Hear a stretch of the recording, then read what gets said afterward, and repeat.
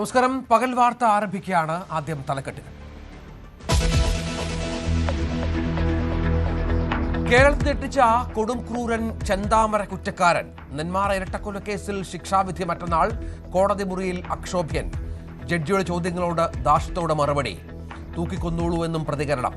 പരമാവധി ശിക്ഷ നൽകണമെന്ന് പ്രതികരിച്ച കുടുംബം.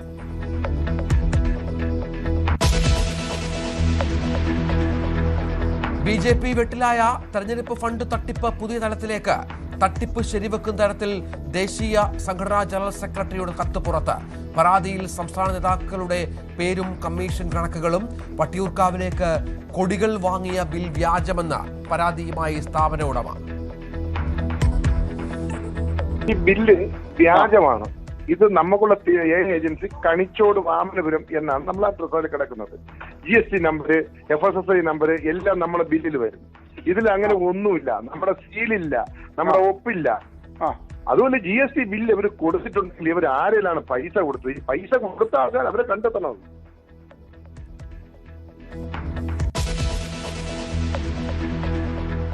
ആർ സുഗതന്റെ സത്യപ്രതിജ്ഞയ്ക്ക് ജയിലിൽ സൗകര്യമൊരുക്കണമെന്ന് ഹൈക്കോടതി. നിയമ തടസ്സമില്ലെന്ന് കോടതിയെ അറിയിച്ച ആഭ്യന്തര വകുപ്പ്. ഹർജിയിൽ ഹൈക്കോടതി 2 മണിക്ക് വിധി പറയും.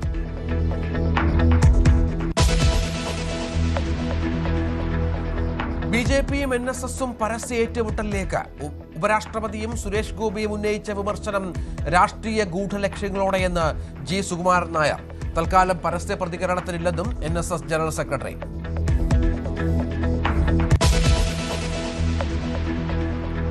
ശബരിമല സ്വർണ്ണക്കൊള്ളയിൽ SITക്കെതിരെ ദേവസ്വം മന്ത്രി. അന്വേഷണ സംഘം കുറ്റപത്രം നൽകാൻ വൈകുന്നു. കുറ്റവാളികൾ രക്ഷപ്പെടാൻ സാധ്യതയുണ്ടെന്നും K. മുരളീധരൻ. തന്ത്രി സംശയമുന്നിലാണെന്നും ദേവസ്വം മന്ത്രി.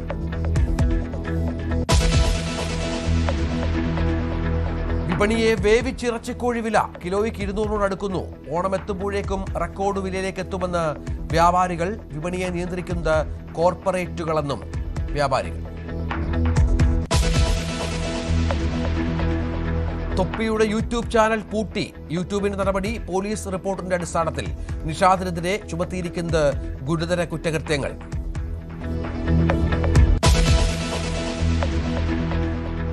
അമേരിക്കയ്ക്കെതിരായ തിരിച്ചടിയുടെ 4ാം ഘട്ടം ആരംഭിച്ചതായി ഇറാൻ റവല്യൂഷണറി ഗാർഡ്. കുവൈറ്റിലെ US മിസൈൽ താവളം ലക്ഷ്യമിട്ട ആക്രമണം. ബന്ദർ അബ്ബാസിൽ US-ന്റെ ഡ്രോൺ വെടിവെച്ചിട്ടതായി ഇറാൻ. ഇറാനിലെ 12 സ്ഥലങ്ങളിൽ വ്യോമാക്രമണം നടത്തിയ അമേരിക്ക.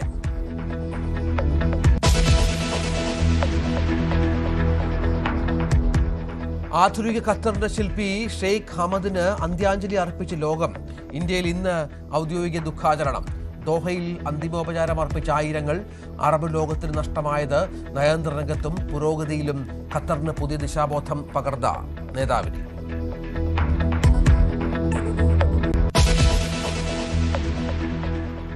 വാർത്തകളുടെ വിശദാംശങ്ങളിലേക്ക്. നെന്മാറ പോത്തുണ്ടി ഇരട്ടക്കൊലപാതകത്തിൽ ചെന്താമര കുറ്റക്കാരനെന്ന് കോടതി. പാലക്കാട് അഡീഷണൽ ജില്ലാ സെഷൻസ് കോടതി ജഡ്ജി കെന്നത്ത് ജോർജാണ് വിധി പറഞ്ഞത്. എന്തെങ്കിലും പറയാനുണ്ടോ എന്ന കോടതിയുടെ ചോദ്യത്തിന് തന്നെ തൂക്കിക്കൊന്നോളൂ എന്നായിരുന്നു ചെന്താമരയുടെ മറുപടി. മറ്റന്നാൾ ശിക്ഷ വിധിക്കും. അയാളെ നല്ലപോലെ വേദനിച്ച് തന്നെ താവണം. പരമാവധി ശിക്ഷ അയാൾക്ക് കിട്ടും. കോടതിയിൽ വെച്ചിട്ട് അയാൾ നല്ലപോലെ തൂക്കിക്കൊള്ളണമെങ്കിൽ കൊന്നോളം പറഞ്ഞിട്ടുണ്ട്. ഞങ്ങൾക്കും ഞങ്ങളുടെ അച്ഛനും എല്ലാവരും പോയി. അയാൾക്ക് തക്കതായിട്ടുള്ള ശിക്ഷ തന്നെ അയാൾക്ക് കൊടുക്കണമെന്നാണ് പറയുന്നത്. അയാളുടെ മറുപടി കേട്ട് പേടി തോന്നുന്നുണ്ടോ? നല്ലോണം പേടിയുണ്ട്. അയാൾക്ക് ഒന്നിനെയും പേടിയില്ല. അയാൾക്ക് തക്കതായിട്ടുള്ള ശിക്ഷ തന്നെ കൊടുക്കണം. എന്റെ മക്കൾക്ക് കുടുംബമില്ലാണ്ടാക്കിയതാണ് ചെന്താമര. എന്റെ മക്കൾക്ക് അമ്മയും അച്ഛനും ഇല്ലാണ്ടാക്കിയതാണ് ചെന്താമര. അതുകൊണ്ട് എന്റെ മക്കൾക്ക് ഗവൺമെന്റ് ജോലി കിട്ടുന്ന ഞങ്ങൾ പ്രതീക്ഷിക്കും. കൊടുക്കണം ഗവൺമെന്റ്. അത്രേ ഞങ്ങൾ പറയാനുള്ളൂ. അവർക്ക് ഇനി ആരുമില്ല.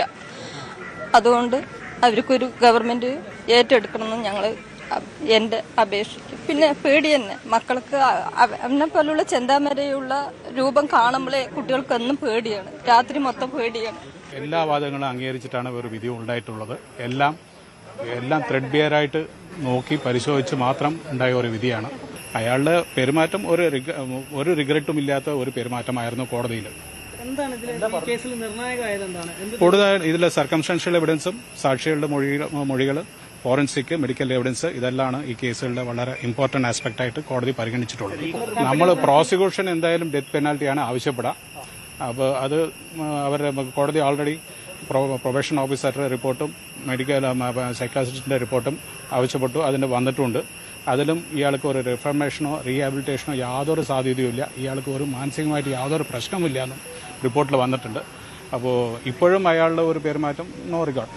അതുകൊണ്ട് മാക്സിമം ഒരു ഡെത്ത് പെനാൽറ്റി തന്നെ കിട്ടുമെന്നാണ് നമ്മുടെ വിശ്വാസം. 1.5 വർഷമായിട്ട് ജയിലിൽ കഴിഞ്ഞ് മാധ്യമ വിചാരണ നേരിട്ട ഒരു പ്രതി കോടതിയിൽ തന്നെ തൂക്കിക്കൊല്ലാൻ വിധിച്ചോളൂ എന്ന് പറയുന്നതിന് വലിയ പ്രാധാന്യമൊന്നും ഞാൻ കരുതുന്നില്ല. മാത്രമല്ല, കോടതി തെളിവുകളുടെ വിശദാംശങ്ങളിലേക്ക് കടന്നിട്ടില്ല എന്ന് ഞാൻ കരുതുന്നു. ഇത് പ്രോസിക്യൂഷന് കിട്ടിയ അപ്രതീക്ഷിതമായ ഒരു ലോട്ടറി എന്നതിനപ്പുറം മറ്റൊന്നുമില്ല. പ്രതിഭാഗത്തുനിന്ന് പ്രത്യേക തെളിവുകൾ ഹാജരാക്കേണ്ട കാര്യമില്ല. പ്രോസിക്യൂഷൻ ഹാജരാക്കിയിരിക്കുന്ന തെളിവുകളുടെ വിശ്വാസ്യത മാത്രമേ പ്രതിഭാഗത്തിന് ചോദ്യം ചെയ്യേണ്ടത്. കോടതി ആഴത്തിലുള്ള ഒരു തെളിവ് പരിശോധന നടത്തിയിട്ടില്ല എന്ന് മാത്രമേ ഞാൻ കരുതുന്നു. CV അനുമോദ് വിവരങ്ങളുമായി ചേരും. അനുമോദ്, കോടതിയിൽ പ്രതി നടത്തിയ ചില പരാമർശങ്ങൾ, ജഡ്ജിയുടെ ചോദ്യത്തിന് നൽകിയ മറുപടി, അതാണ് പ്രധാനം. അക്ഷോഭ്യനായിരുന്നു അയാൾ. പക്ഷേ ഒരു കൊടും ക്രിമിനൽ എങ്ങനെ പെരുമാറുമോ ആ തരത്തിലുള്ള മറുപടികൾ. ഈ പറഞ്ഞ ഇയാൾക്ക് പരമാവധി ശിക്ഷ വേണമെന്നുള്ള പ്രോസിക്യൂഷൻ്റെയും ഒപ്പം വിക്ടിമിൻ്റെ ബന്ധുക്കളുടെയും ഒക്കെ ആവശ്യങ്ങൾക്ക് ഏതാണ്ട് ആ തരത്തിലായിരുന്നു അയാളുടെ പ്രതികരണം എന്ന് വേണം കരുതാൻ.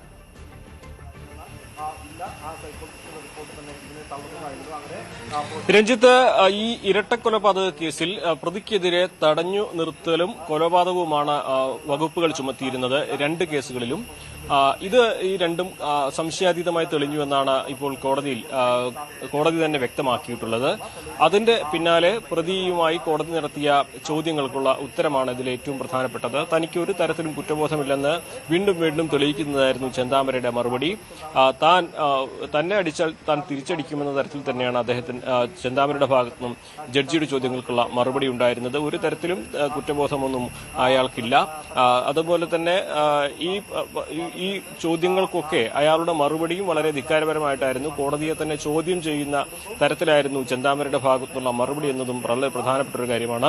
ഈ ചോദ്യങ്ങളിലൂടെയൊക്കെ തന്നെ ജഡ്ജി ഉദ്ദേശിച്ചിരുന്നത് അയാൾക്ക് എന്തെങ്കിലും മാറ്റങ്ങൾ ഉണ്ടായിട്ടുണ്ടോ, അതുപോലെ മാനസികമായിട്ട് എന്തെങ്കിലും പ്രശ്നങ്ങളുണ്ടോ എന്നീ കാര്യങ്ങൾ കണ്ടെത്തുകയായിരുന്നു. ഇതിൽ തനിക്ക് മാനസികമായിട്ടൊരു പ്രശ്നമില്ല, ആരാണ് എനിക്ക് പ്രശ്നമുണ്ടെന്നായിരുന്നു ജഡ്ജിയുടെ ചോദ്യത്തിനുള്ള ചെന്താമരയുടെ മറുപടി.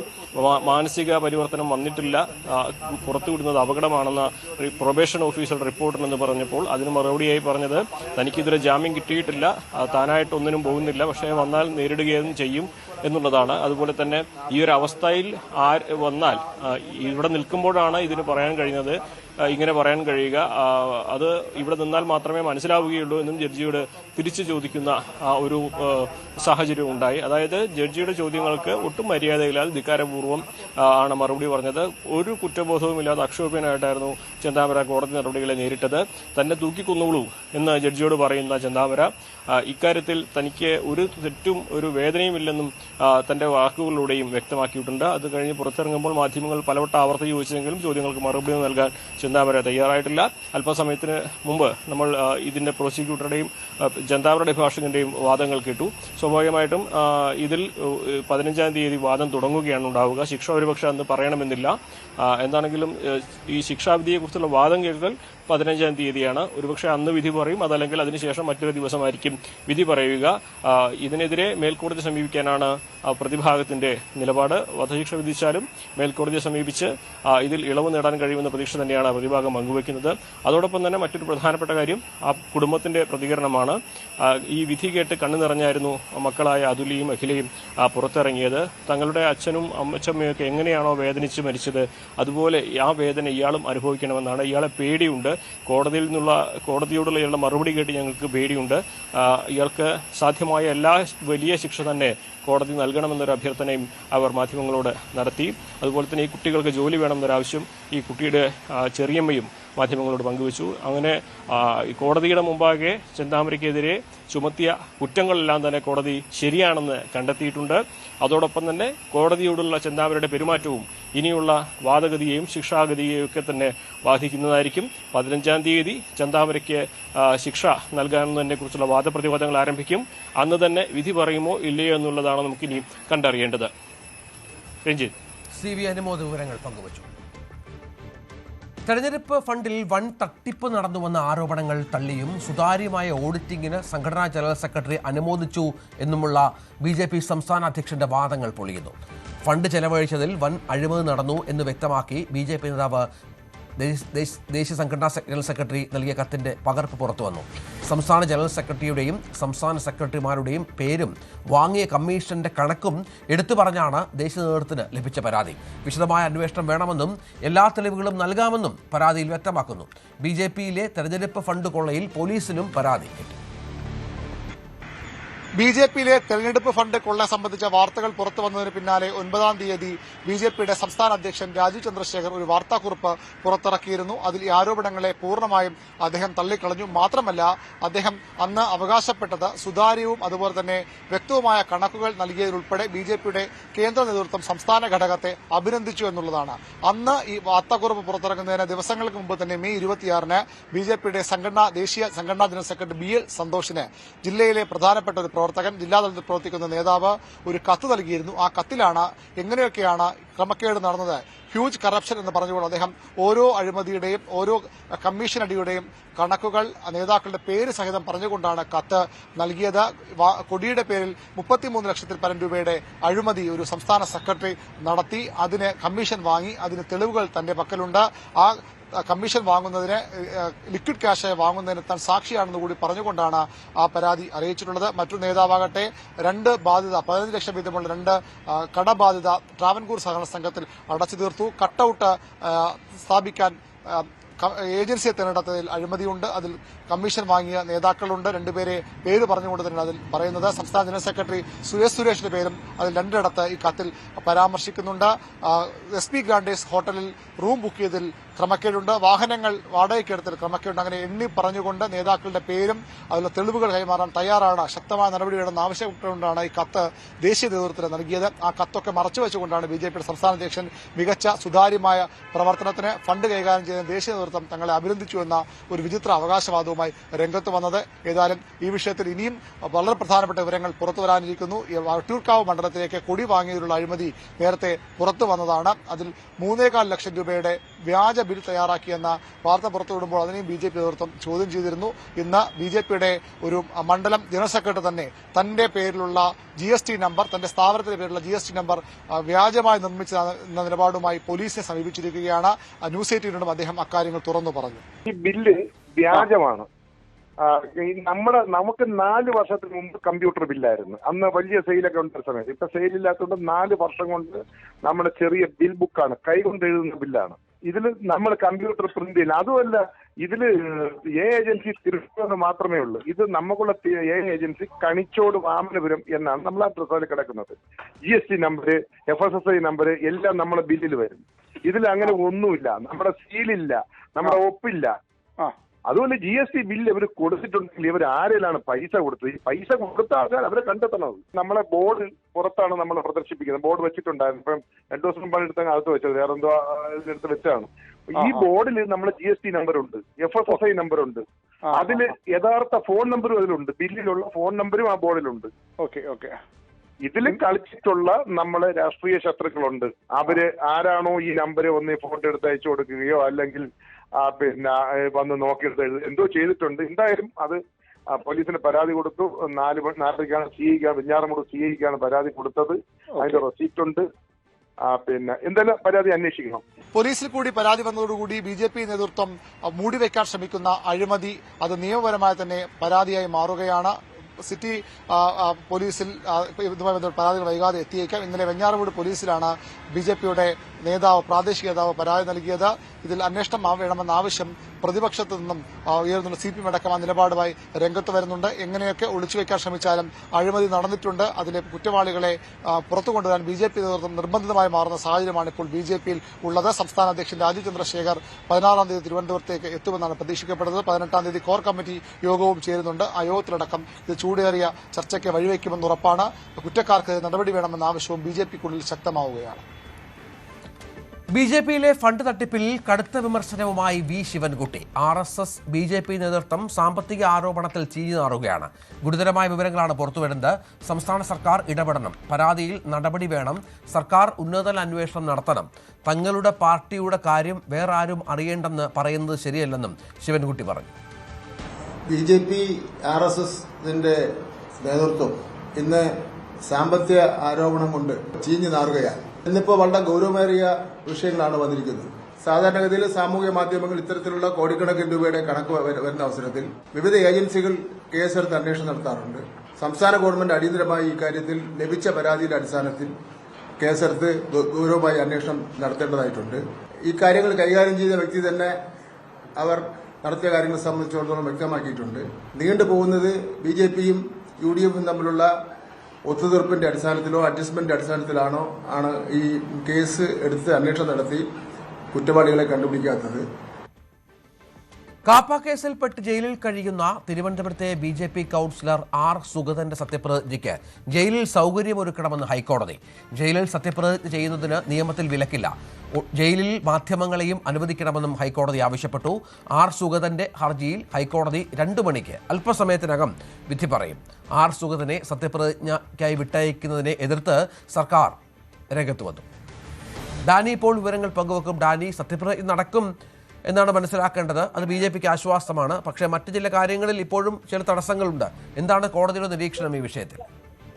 രഞ്ജിത്ത്, കോടതി ഇക്കാര്യത്തിൽ വിശദീകരണം പറഞ്ഞിരിക്കുന്നത് ഉച്ചയ്ക്ക് 2 മണിക്ക് ഇതുമായി ബന്ധപ്പെട്ടുകൊണ്ട് വിധി പറയുമെന്നതാണ്. പക്ഷെ അതിനു മുൻപ് തന്നെ കോടതി കാര്യത്തിൽ ചില കാര്യങ്ങളിലേക്ക് ഓരോ സൂചന നൽകിയിട്ടുണ്ട്. കാരണം യാതൊരു കാരണവശാലും ഇയാളെ പുറത്തേക്ക് വിടാൻ, അതായത് ജയിലിന് പുറത്തേക്ക് കൊണ്ടുപോകാനായിട്ട് സാധിക്കില്ല എന്ന് ഡയറക്ടർ ജനറൽ ഓഫ് പ്രോസിക്യൂഷനുമായി ബന്ധപ്പെട്ടുകൊണ്ട് പറഞ്ഞു. കാരണം കാപ്പ ചുമത്തിയ ഒരാളാണ്. അതുകൊണ്ട് ഇത് ഈ ഭരണഘടനാപരമായ ചില കാര്യങ്ങൾ ഇതുമായി കരുതൽ തടങ്കലിൽ സൂക്ഷിക്കേണ്ടതുണ്ട്. അപ്പോൾ അത് ലംഘിച്ചുകൊണ്ട് പുറത്തേക്ക് അയക്കാനായിട്ട് സാധിക്കുകയില്ല എന്ന് കോടതി പറയുകയും ചെയ്തിട്ടുണ്ട്. അപ്പോൾ പിന്നെ അടുത്ത വഴി എന്ന രീതിയിലാണ് ഇത്തരം ആവശ്യങ്ങൾക്ക് ഇതുപോലുള്ള ആവശ്യങ്ങൾക്ക് പുറത്തിറങ്ങാൻ അനുവദിക്കുന്നതിന് ഭരണഘടനാപരമായ ബാധ്യതയില്ലെന്നും കോടതി പറയുകയാണെങ്കിൽ ജയിലിനകത്ത് സൗകര്യം ഒരുക്കാമെന്നുമാണ് സർക്കാർ നിലപാടെടുത്തത്.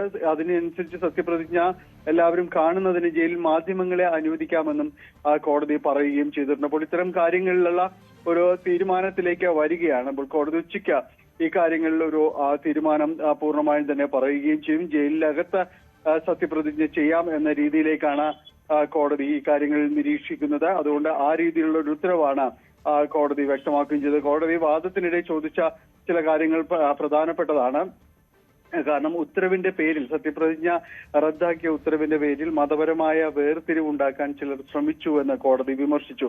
ഓൺലൈൻ ചാനലുകളിൽ അത്തരം പ്രചാരണം ഉണ്ടായത് അപകടകരമായ പ്രവണതയാണ് എന്നാണ് കോടതി നിരീക്ഷിക്കുകയും ചെയ്തിരുന്നത്. എന്തായാലും ജയിലിനകത്ത് സത്യപ്രതിജ്ഞാ സൗകര്യം ഒരുക്കുക എന്ന രീതിയിലേക്കാണ് കോടതി വരുന്നത്. രഞ്ജിത. ശരി ഡാനി. മകന് ശബരിമലയുടെ താന്ത്രിക ചുമതല കൈമാറണമെന്ന കണ്ഠരര് രാജീവരുടെ ആവശ്യം കോടതിക്ക് വിട്ട ദേവസ്വം ബോർഡ് നടപടിയിൽ സർക്കാരിന് അതൃപ്തി. ആരോപണം നേരിടുന്ന തന്ത്രിയുടെ ആവശ്യത്തിൽ ദേവസ്വം ബോർഡ് തന്നെ തീരുമാനമെടുക്കണമെന്ന് മന്ത്രി കെ മുരളീധരൻ വ്യക്തമാക്കി. താഴവൺ കുടുംബത്തിൽ നിന്നും താന്ത്രിക ചുമതല മാറ്റണമെന്ന ആവശ്യത്തിലാണ് മന്ത്രിയുടെ പ്രതികരണം. സ്വർണ്ണക്കൊള്ളക്കേസിൽ പ്രതിപ്പട്ടികയിലുള്ള വ്യക്തിയാണ് ശബരിമല തന്ത്രി കണ്ഠരര് രാജീവര്. താന്ത്രിക ചുമതല മകൻ ബ്രഹ്മദത്തിന് കൈമാറണമെന്ന് കഴിഞ്ഞ ദിവസം രാജീവര് ദേവസ്വം ബോർഡിന് കത്ത് നൽകി. ഇക്കാര്യത്തിൽ കോടതി തീരുമാനമെടുക്കട്ടെ എന്നതാണ് ദേവസ്വം ബോർഡ് നിലപാട്. ശബരിമലയുമായി ബന്ധപ്പെട്ട എല്ലാ വിഷയങ്ങളിലും കോടതി ഇടപെടുന്നതിൽ സർക്കാരിന് എതിർപ്പുണ്ട്. രാജീവരുടെ ആവശ്യത്തിൽ ദേവസ്വം ബോർഡ് തന്നെ തീരുമാനം എടുക്കണമായിരുന്നു എന്നതാണ് മന്ത്രി കെ മുരളീധരന്റെ നിലപാട്. ഇപ്പോഴത്തെ നിയമം അനുസരിച്ച് തന്ത്രി കുടുംബത്തിനാണ് അവകാശം. പക്ഷെ ഇപ്പോൾ ഇവിടെ ഒരു പ്രശ്നം വന്നിട്ടുള്ളത്, ഇപ്പോൾ താഴമൺ തന്ത്രി സംശയത്തിൻ്റെ നേരിലാണ്. അതുകൊണ്ട് അദ്ദേഹം തന്നെ പറഞ്ഞു എന്നെ മാറ്റി എൻ്റെ മകനെ വെക്കണം എന്ന് പറഞ്ഞു. അപ്പോൾ ദേവസ്വം ബോർഡിന് തീരുമാനം എടുക്കാൻ കഴിയുന്നില്ല. ദേവസ്വം ബോർഡ് അത് ഹൈക്കോടതിന് വിട്ടു. അത് നിങ്ങൾ പറയുന്നതിന് തെറ്റല്ലേ? ബോർഡിന് വേണമെങ്കിൽ തീരുമാനം എടുക്കാവുന്ന കാര്യം. ബോർഡിന് എടുക്കാൻ തീരുമാനം, പക്ഷെ എന്തിനു ഹൈക്കോടതിക്ക് വീണ്ടും അത് ബോർഡ് ചെയ്യുന്ന തെറ്റ്. അത് ബോർഡിന്റെ ശരിയേട്. കാരണം അവർക്കൊരു തീരുമാനം എടുത്തില്ലെങ്കിൽ ഇത്തവണ പൂജയ്ക്ക് തന്ത്രി വേണം. അത് ബോർഡ് ഉത്തരവാദിത്തം കൈകൊള്ളുന്നു. അപ്പൊ അതിന്റെ കാരണം എന്താ അറിയോ? കോടതിയുടെ ഇടപെടൽ ഉണ്ടാവുന്നതുകൊണ്ട് ആ പേര് പറഞ്ഞ് ദേവസ്വം ബോർഡും കൈ കഴുകുന്നു, ഗവൺമെന്റ് ഒന്നും ചെയ്യാൻ കഴിയുന്നു. താഴമൺ കുടുംബത്തിൽ നിന്നും താന്ത്രിക ചുമതല മാറ്റണമെന്ന ആവശ്യം കഴിഞ്ഞ ദിവസം BJP നേതാവ് KS രാധാകൃഷ്ണനാണ് ഉന്നയിച്ചത്. ഇതിനെ അനുകൂലിച്ചും പ്രതികൂലിച്ചും സമൂഹ മാധ്യമങ്ങളിൽ ചർച്ച സജീവമാണ്. തന്ത്രിയെ നിയമിച്ച ദേവസ്വം ബോർഡിന് തന്നെ താന്ത്രിക ചുമതല എടുത്തുമാറ്റുന്നതിനും അധികാരമുണ്ടെന്നാണ് അദ്ദേഹത്തിന്റെ വാദം. ശബരിമലയുമായി ബന്ധപ്പെട്ട നിർണായക വിഷയമായതിനാൽ തന്നെ ഇക്കാര്യത്തിൽ നിലപാടെടുക്കുന്നതിൽ സർക്കാരിനും വെല്ലുവിളിയുണ്ട്. രാജിവരുടെ ആവശ്യം കോടതി പരിഗണിക്കുമ്പോൾ സർക്കാരിന് കോടതിയിൽ നിലപാട് പറയേണ്ടി വരും. ന്യൂസ് 18 തിരുവനന്തപുരം. KS രാധാകൃഷ്ണന്റെ പോസ്റ്റ് താൻ കണ്ടിട്ടില്ല എന്ന് V മുരളീധരൻ MLA. കണ്ഠരര് രാജീവരുടെ വിഷയത്തിൽ പാർട്ടി ആലോചിച്ച അഭിപ്രായം പറയുമെന്നും മുരളീധരൻ പറഞ്ഞു. ഞാൻ കണ്ടിട്ടില്ല അദ്ദേഹം എഴുതിയത് എന്താണ്, ഞാൻ നോക്കിയിട്ട് പറയാം. അത് പാർട്ടി ചർച്ച ചെയ്തിട്ട് പറയുമല്ലോ. അല്ല, അത് ഞാൻ നോക്കിയിട്ട് പറയാം. ഞാനത് എഴുതിയത് കാണണ്ടേ, ഇത് കണ്ടിട്ടില്ല. ശബരിമല സ്വർണ്ണക്കൊള്ള അന്വേഷിക്കുന്ന പ്രത്യേക അന്വേഷണ സംഘത്തിനെതിരെ മന്ത്രി K മുരളീധരൻ. കേസിൽ SIT കുറ്റപത്രം നൽകാൻ വൈകുന്നു. ഇക്കാര്യത്തിൽ കോടതി ഇടപെടുന്നില്ല. കുറ്റപത്രം വൈകിയാൽ കുറ്റവാളികൾ രക്ഷപ്പെടാൻ സാധ്യതയുണ്ടെന്നും K മുരളീധരൻ പറഞ്ഞു. കേസ് തെളിയിക്കണമെങ്കിൽ ഒന്നുകിൽ SIT ചാർജ് ഷീറ്റ് കൊടുക്കണം, അത് കൊടുക്കുന്നില്ല. കോടതി ഇത്ര ദിവസത്തിനകം ചാർജ് ഷീറ്റ് തരാൻ ആവശ്യപ്പെടുകയെങ്കിലും ചെയ്യണം, അതും ചെയ്യാത്തൊരു സാഹചര്യത്തിൽ ഇനി ചാർജ് ഷീറ്റ് കൊടുത്ത് മറ്റൊരു അന്വേഷണത്തിലേക്ക് പോകുമ്പോഴേക്കും പ്രതികൾ രക്ഷപ്പെടാനുള്ള സാധ്യതകൾ വളരെ കൂടുതലാണ്. സ്വർണം കക്കാൻ വിദഗ്ധരായിട്ടുള്ള ആൾക്കാർക്ക് തെളിവ് മായ്ക്കാനും വിദഗ്ധന്മാരായിരിക്കും. അങ്ങനെ നിസ്സഹായ അവസ്ഥയിൽ നിൽക്കുന്നത് കൊണ്ടാണ് ഇങ്ങനെ ഒരു പരാമർശം ഇന്നലെ നടത്തിയത്. BJPയും NSSും പരസ്യ ഏറ്റുമുട്ടലിലേക്ക്. ഉപരാഷ്ട്രപതിയും കേന്ദ്രമന്ത്രി സുരേഷ് ഗോപിയും NSS general secretary G Sukumaran Nair ലക്ഷ്യമിട്ട് ഉന്നയിച്ച വിമർശനങ്ങൾക്ക് നേരിട്ട് മറുപടി നൽകുന്നില്ലെങ്കിലും പെരുന്നയിൽ അമർഷം ശക്തമാണ്. രാഷ്ട്രീയ ഗൂഢലക്ഷ്യങ്ങളോടെയാണ് BJPയുടെ വിമർശനങ്ങളെന്നാണ് ജനറൽ സെക്രട്ടറിയുടെ വിലയിരുത്തൽ. ഉപരാഷ്ട്രപതിക്ക് മന്നം സമാധിയിൽ പുഷ്പാർച്ചന നടത്താൻ അനുമതി നൽകാത്തതിനെ തുടർന്ന് ഉടലെടുത്ത അസ്വാരസ്യങ്ങളാണ് പരസ്യ വിമർശനത്തിലേക്ക് കാര്യങ്ങൾ എത്തിച്ചത്. ഉപരാഷ്ട്രപതിയുടെയും കേന്ദ്രമന്ത്രി സുരേഷ് ഗോപിയുടെയും പ്രതികരണത്തോട് നേരിട്ടൊരു മറുപടി നൽകേണ്ടതില്ല എന്ന നിലപാടിലേക്ക് NSS നേതൃത്വം എത്തുന്നു. അതിന് പ്രധാന കാരണം ഇവർ പറയുന്നതിന് പിന്നിൽ ഒരു രാഷ്ട്രീയമുണ്ട് എന്ന ഒരു വിലയിരുത്തലാണ് എന്നതാണ് ശ്രദ്ധേയം. കാരണം ഉപരാഷ്ട്രപതി ഇവിടെ എത്തുന്നതിനെ ഏതെങ്കിലും തരത്തിൽ NSS തടഞ്ഞിട്ടില്ല. NSS തടഞ്ഞത് ഈ നായയുമായുള്ള പ്രോട്ടോകോൾ വിഭാഗത്തിന്റെ പരിശോധന. അത് അംഗീകരിക്കാൻ കഴിയില്ല. കാരണം മന്നം സമാധി ഒരു ക്ഷേത്രം പോലെയാണ് NSS കാണുന്നത്, നായർ സമുദായ അംഗങ്ങൾ കാണുന്നത്. അവിടെ അങ്ങനെ ന്യായമായൊരു പരിശോധന നടത്താൻ കഴിയില്ല. രണ്ട്, സുരേഷ് ഗോപിക്കുള്ളതാണ് മറുപടിയാണ്. സുരേഷ് ഗോപി നേരത്തെ ബജറ്റ് സമ്മേളനം നടക്കുന്ന ഹാളിനുള്ളിലേക്ക് കയറിയപ്പോഴാണ് കയറാൻ പറ്റില്ല എന്ന നിലപാടെടുത്തത്. അത് NSSന്റെ ഒരു ആഭ്യന്തര യോഗമാണ്, അത് പുറത്തുനിന്ന് ഒരാൾക്കും കയറാൻ കഴിയാത്ത യോഗമാണ്, അത് അംഗീകരിക്കാൻ കഴിയില്ല എന്നാണ് അദ്ദേഹം ചൂണ്ടിക്കാണിക്കുന്നത്. രണ്ട്, അന്ന് തന്നെ ഈ സാധാരണഗതിയിൽ NSS ആസ്ഥാനത്തെത്തിയാൽ ഈ ബജറ്റ് ദിവസം 300 പ്രതിസഭാ അംഗങ്ങളും അവിടെ പുഷ്പാർച്ചന നടത്തിയ ശേഷം പിന്നീട് സമ്മേളനത്തിന് പോകുമ്പോൾ അത് പൂട്ടുകയാണ് ചെയ്യുന്നത്. പിന്നീട് സമ്മേളനം കഴിഞ്ഞാണ് അത് തുറക്കുക. ആ ഒരു സമയത്താണ് സുരേഷ് ഗോപി എത്തുന്നത്. എന്നിട്ട് പോലും സുരേഷ് ഗോപി സെക്യൂരിറ്റിയോട് പറഞ്ഞപ്പോൾ സെക്യൂരിറ്റിക്ക് താൻ താക്കോല് കൊടുക്കുന്ന നിലയാണ് അന്നുണ്ടായത്. പിന്നീട് ഇപ്പോൾ സുരേഷ് ഗോപി വിമർശിക്കുന്നതിൽ ഫലത്തിൽ അതിനൊരു രാഷ്ട്രീയമുണ്ട് എന്ന് G സുകുമാരൻ നായർ വ്യക്തമാക്കുകയാണ്. തൊട്ടപ്പുറത്ത് CP രാധാകൃഷ്ണൻ എത്തിയതും SB കോളേജിലെ പരിപാടിക്ക് എത്തിയതാണ്. SB കോളേജിലെ പോലൊരു പരിപാടിക്ക് എത്തുമ്പോൾ കയറി ഇറങ്ങി പോകുന്ന ഒരു സ്ഥലമായി ഫലത്തിൽ മാറുന്നത് ശരിയാണോ എന്ന സംശയം NSSന്റെ നേതൃത്വത്തിനുണ്ട്. പക്ഷെ അന്ന് തടഞ്ഞത്, അന്ന് ഒരു പ്രതിസന്ധി ഉണ്ടായത് ഏറ്റവും അവസാന നിമിഷം ഇങ്ങനെ വന്ന് ഈ പോലീസ് വന്ന് ആവശ്യപ്പെടുകയാണ്. അല്ലാതെ ഉപരാഷ്ട്രപതിയുടെ ഓഫീസിൽ നിന്ന് പോലും അങ്ങനെ ഒരു കമ്മ്യൂണിക്കേഷൻ ഉണ്ടായിട്ടില്ല എന്നാണ് അദ്ദേഹം അന്ന് തന്നെ ചൂണ്ടിക്കാണിച്ചത്. അങ്ങനെ നിൽക്കുന്ന ഒരു സ്ഥലത്ത് ന്യായമായുള്ള ഒരു പരിശോധന, അത് നരസിംഹറാവുവിന്റെ കാലത്ത് പോലും അതിനെ എതിർത്തിരുന്നു. ഇതിൽ NSSന് രാഷ്ട്രീയമില്ല എന്നാണ് G സുകുമാരൻ നായർ ചൂണ്ടിക്കാണിക്കുന്നത്. എന്തായാലും ഒരു കാര്യം ഉറപ്പാണ്, BJP നേതാക്കളാണ്, പ്രത്യേകിച്ച് CP രാധാകൃഷ്ണൻ, മുൻപ് BJP നേതാവായിരുന്ന CP രാധാകൃഷ്ണനാണ് ഉപരാഷ്ട്രപതി, സുരേഷ് ഗോപി, CV ആനന്ദബോസ്, ഇവരൊക്കെയാണ് ഈ വിമർശനം ഉന്നയിക്കുന്നത്. അപ്പോൾ BJPക്കാർ ബോധപൂർവം ചില നീക്കങ്ങൾ നടത്തുന്നതായി NSS നേതൃത്വം വിലയിരുത്തുന്നുണ്ട്. ഡൽഹിയിൽ പുതുതായി ഉണ്ടാക്കിയ മന്നം സ്മൃതി മണ്ഡപം അടക്കം സമാന്തര നീക്കമാണ്. ആ ഒരു നീക്കത്തോട് ഇപ്പോൾ ഒരു പ്രതികരണം നടത്തിയാൽ, ഇതൊരു ഏറ്റുമുട്ടൽ നടത്തിയാൽ അതിനെ പ്രോത്സാഹിപ്പിക്കുന്ന തരത്തിലായി ഫലത്തിൽ മാറും എന്ന് G സുകുമാരൻ നായർ വിലയിരുത്തുകയാണ്. അതുകൊണ്ട് തന്നെയാണ് ഒരു പരസ്യ പ്രതികരണത്തിനില്ല എന്ന നിലയിലേക്ക് അദ്ദേഹം എത്തുകയും ചെയ്യുന്നത്. പക്ഷേ ഫലത്തിൽ NSSും BJPയും തമ്മിലുള്ള ഒരു അകലമായി ഇത് മാറുന്നു എന്നതാണ് യാഥാർത്ഥ്യം. G സുകുമാരൻ നായർക്കെതിരായ ആരോപണങ്ങളിൽ തനിക്ക് അറിയില്ലെന്ന് V മുരളീധരൻ MLA. അത്തരമൊരു കാര്യം തന്റെ ശ്രദ്ധയിൽപ്പെട്ടിട്ടില്ല. ഇത്തരം കാര്യങ്ങൾക്ക് മറുപടി പറയാൻ താല്പര്യമില്ലെന്നും മുരളീധരൻ പറഞ്ഞു. എനിക്ക് അറിയില്ലല്ലോ വിഷയം, ഡീറ്റെയിൽസ് അറിയില്ലേ? പത്രങ്ങളിൽ നിങ്ങൾ എഴുതുന്നത് വായിച്ചു, അത് നിങ്ങൾക്ക് എല്ലാവർക്കും അറിയാലോ. എനിക്കതിനെക്കുറിച്ച് വിശദമായിട്ട് പറയാൻ അറിയില്ല. അല്ല, അത് തന്നെയാണ് പറഞ്ഞത്. സംഭവിച്ച കാര്യം പിന്നെ എന്നോട് ചോദിക്കണം. എനിക്കിതൊന്നും അറിയില്ല. ഇതൊക്കെ നിങ്ങളെല്ലാവരും മാധ്യമങ്ങളിൽ കൊടുത്തിട്ടുള്ളത് ഞാൻ വായിച്ചിട്ടുണ്ട്. ഇതിൽ സത്യം ഏതാ കള്ളം ഏതാ ഒന്നും എനിക്കറിയില്ല. അതൊക്കെ ബന്ധപ്പെട്ട ആൾക്കാരുമായിട്ട് നിങ്ങൾ കാണുക, എന്നിട്ട് സംസാരിക്കും. നവകേരള യാത്രയ്ക്കിടെ ആലപ്പുഴയിൽ യൂത്ത് കോൺഗ്രസ് പ്രവർത്തകരെ മർദ്ദിച്ച കേസ് അട്ടിമറിച്ച സംഭവത്തിൽ പ്രത്യേക അന്വേഷണ സംഘത്തിന്റെ റിപ്പോർട്ട് DGP റവാഡ ചന്ദ്രശേഖർ ഇന്ന് ആഭ്യന്തരമന്ത്രിക്ക് കൈമാറാൻ സാധ്യത. DGP നിയമോപദേശം തേടിയിരുന്നു. നിയമോപദേശവും MR അജിത് കുമാറിന്റെ വിശദീകരണവും ഉൾപ്പെടുത്തിയായിരിക്കും DGP റിപ്പോർട്ട് സമർപ്പിക്കുക. നവകേരള യാത്രയ്ക്കിടെ മുഖ്യമന്ത്രിയായിരുന്ന പിണറായി വിജയന്റെ ഗൺമാൻമാർ യൂത്ത് കോൺഗ്രസ് KSU പ്രവർത്തകർക്ക് നേരെ നടത്തിയ മർദ്ദനവുമായി ബന്ധപ്പെട്ട് പ്രത്യേക അന്വേഷണ സംഘം നടത്തിയ അന്വേഷണത്തിന്റെ അന്തിമ റിപ്പോർട്ടാണ് ഇന്ന് ആഭ്യന്തരമന്ത്രി രമേശ് ചെന്നിത്തലയ്ക്ക് സംസ്ഥാന പോലീസ് മേധാവി റവാഡ ചന്ദ്രശേഖർ കൈമാറുക.